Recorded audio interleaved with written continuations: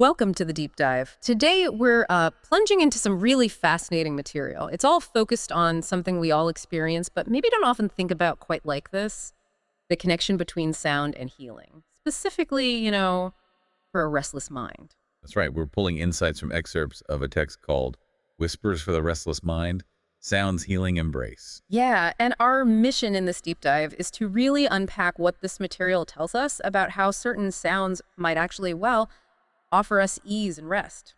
Just think about it for a second. Have you ever felt instantly calmer just hearing a faint, steady hum? Maybe like a fan or distant traffic? Or maybe falling asleep listening to the rain. Exactly. And this text suggests you are absolutely not imagining it. Mm-hmm. And it's not magic either. It's sound, doing some pretty remarkable things inside us. Okay, so how does sound actually do this work? It's clearly more than just, vibrations hitting our eardrums, right? Exactly. Yeah. The material we've got here explains that when we perceive sound, it's not only the ears involved, not by a long shot. Sound travels as vibration, yes, but it also moves through our bones, through our skin. Wow. And finds its way deep into the brain. And different parts of the brain get involved depending on the sound? Is that the idea? That seems to be the key, yeah. The text points out the auditory cortex is, handling the basic processing, tones, frequencies, that sort of thing. But it quickly engages the limbic system. Ah, the emotional center. Precisely.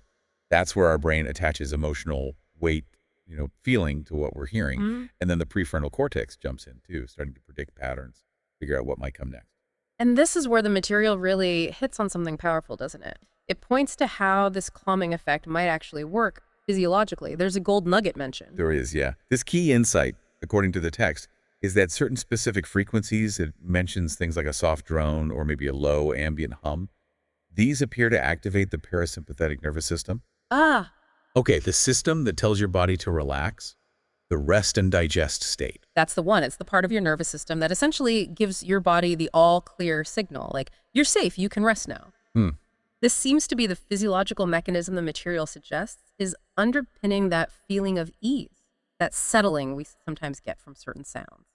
So it's almost like sound can bypass the busy thinking part of the mind and speak directly to that ancient calming switch inside us. Sort of, yeah. But that doesn't mean any random sound will work for anyone, right? Yeah. The text is quite clear that healing through sound is deeply personal. Absolutely. And the text calls this the beautiful part, actually.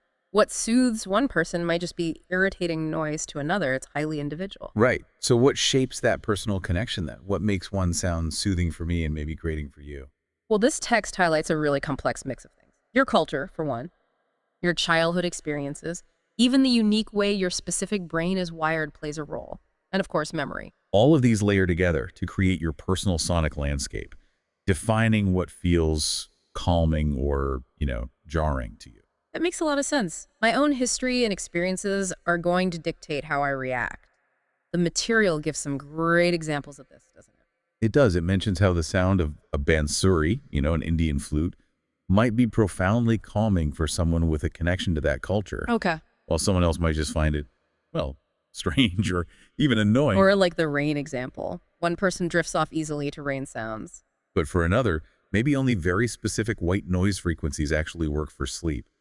It varies hugely. Though the text does seem to hint that a few sounds come pretty close to having a universal appeal. Yeah, it does suggest that. It lists things like ocean waves, the sound of wind, maybe distant thunder, sounds that seem to resonate deeply with almost everyone on a very fundamental level, perhaps tapping into something ancient within us, Interesting. Okay, so we get how sound affects the brain, engaging that parasympathetic system, and crucially, that the effect is very personal. But the material also points out that even if you find your specific calming sound, it doesn't necessarily work every single time. Timing and context matter. They really, really do. Yeah. The text explains that the effectiveness in any given moment is influenced by factors happening right then. Like, what's your mood? How stressed are you? Has your body just had a surge of dopamine or cortisol, perhaps? Even just the general state of your nervous system on that particular day plays a role. So it's not a guaranteed quick fix, not like flipping a switch. Not at all. And the material notes that even medical researchers who use music as supportive therapy understand this. They see it as something that works alongside medicines or other treatments, not as a replacement. Right. It helps create an environment that's more conducive to healing or rest but it's part of a bigger picture. Yeah. This kind of brings us to a really unique concept introduced when the text describes its own collection of sounds. It calls them sonic rooms. What does it mean by that? What are these sounds actually like? Yeah, that's a fascinating idea. The text describes these specific sounds like sound 1 or sound 2 from their collection quite distinctly. And crucially, it says they deliberately lack things like melody, lyrics, or even a noticeable rhythm. So no tune you can hum, no words to follow, no beat you can tap your foot to. What is there then? The description points to characteristics like soft pads of sound, long sustained reverb trails, gentle tones that aren't really going anywhere specific. They just sort of flow and fade. It sounds less like something you actively listen to and more like something you just sort of listen within, like an atmosphere. That's exactly the sense the text conveys. It uses phrases like no destination, no urgency, just rest. They're explicitly called not songs, but rather sonic rooms. The idea seems to be creating a space with sound that you can simply be in, allowing your mind to settle down. That concept, creating a space for rest with sound, is really powerful. The text also shares some lovely little anecdotes that highlight the deep, sometimes surprising ways sound connects with us, tying into those personal and emotional connections we talked about, like the coal calls. Ah, yes, that cultural detail about Indian kids responding to the coal birds' calls, coo, coo, back and forth. It perfectly illustrates how sounds become embedded in our shared cultural experiences, our memories, right from childhood. And the dogs. That one made me smile. It's a great touch, isn't it? The text includes these observations of how even dogs react distinctly to sound. One would apparently whine when the humans sang, and another would actually nudge them with a paw, as if to say, okay, all right, enough of that noise now. Even animal responses show that sound isn't just background noise, it's something we interact with on a felt level. The text then draws this interesting comparison between these ambient healing sounds and the female coal bird. Right. The female coal is described as quiet, calm, less attention-grabbing than the male. Less flashy. Exactly. But still possessing this deep, subtle musicality. And the text says this is just like ambient healing sounds. They aren't flashy or demanding attention, but they have their own profound purpose and presence. A different kind of musicality that works in a different way. And this ties into that idea that sometimes notes can speak louder than words, right? Yeah. It's not always about the lyrics or the specific melody you remember. Sometimes it's just the pure sound itself or the feeling it evokes that resonates most deeply. Exactly.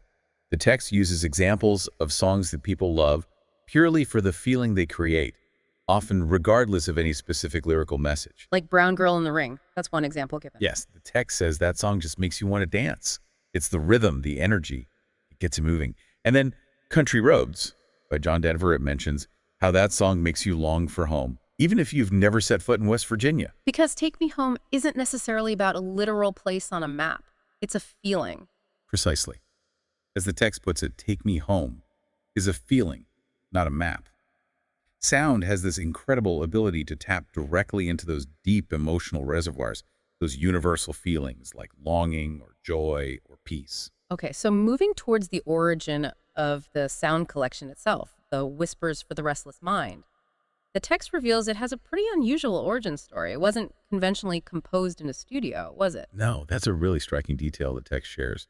Apparently, the sounds of this collection weren't deliberately created or composed in the traditional sense. They were observed. Observed. Observed during what kinds of moments? That sounds intriguing. The text specifies they were observed during emotional fog, captured within real rooms and recorded across mornings and midnights. Wow, that's quite a powerful idea. It suggests these aren't sounds invented to create calm, but rather sounds that were found to offer ease within the very real, sometimes difficult experiences of seeking it.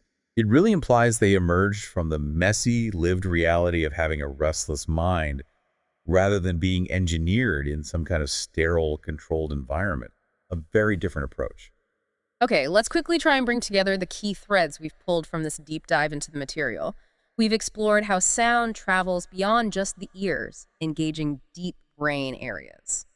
Potentially activating that parasympathetic system for rest. Right. And how that connection is intensely personal, shaped by our history, our culture, our current state. Meaning what works for one person might absolutely not work for another. Very individual. We also touched on the fact that timing and context matter. It's not always going to work the same way. Yeah, your mood, your stress levels that day. And then we dove into that unique concept of certain sounds acting almost like sonic rooms. These spaces for rest that lack traditional musical structures like melody or rhythm. Just spaces to be in sonically. And finally, we reflected on the deep emotional resonance sound carries, often speaking more powerfully than words. Like the Country Roads example. Exactly. And that unexpected observed origin story behind the sound collection in the text itself. Found sound, not just composed sound. Yeah. So as we bring our dive to a close, the central message echoing from this material seems to be something like this. In a world that can feel incredibly loud with advice, sometimes all you truly need, maybe all your system is craving, is just a whisper. And the text states its own simple goal quite beautifully, I think. It says if this whisper somehow manages to meet your tired neurons with a little ease, then, well, the work is done. Think about that for yourself. In the constant noise and demands of daily life, perhaps the path to finding rest or just settling your mind a bit might not require grand efforts or complex strategies. Maybe it's just about tuning into those quiet, specific frequencies, those textures of sound that resonate deeply and personally with you. And here's a final thought to leave you with, stemming from that origin story. Given that the material tells us these sounds offering ease were observed during difficult moments like emotional fog, what might that suggest? What does it suggest about the relationship between our challenging experiences and the very sounds that ultimately offer us comfort and rest? How do you identify the whispers that cut through the noise in your own life?